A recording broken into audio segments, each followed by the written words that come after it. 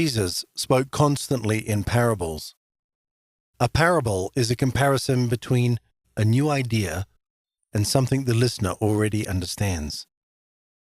Jesus' listeners' identity was tied to the Exodus, where their ancestors endured 40 years of harsh treatment, being tested in the desert by Yahweh to force obedience. Christians, however, know next to nothing about the Exodus. It isn't even a small part of their identity.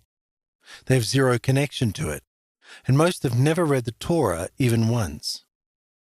As a result, they completely miss that Jesus frequently references the Exodus in his parables. Jesus often refers to the harsh treatment of the Hebrews by Yahweh, highlighting specific events, such as when the snakes were sent to kill those who cried out for food, Luke 11:11. He tells his listeners, "My Father and I will never treat you like Yahweh did." Christianity feeds people like toddlers, airplane style. Open wide, here it comes. But it's just mush. There's no substance, no context, no meat.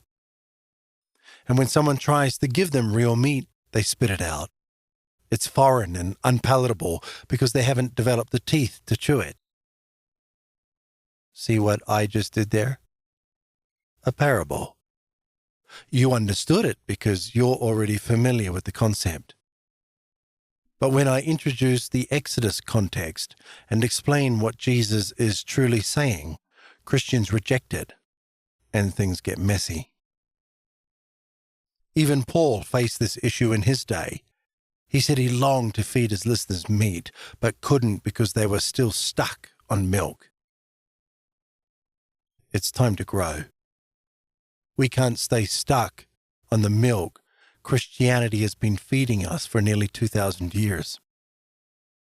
We need to recognize what Christianity is doing, keeping us as spiritual simpletons. We must desire understanding, maturity, and growth. The bottom line is that we need to return to Jesus' words in the four Gospels. We need to compare what he is saying to the Exodus.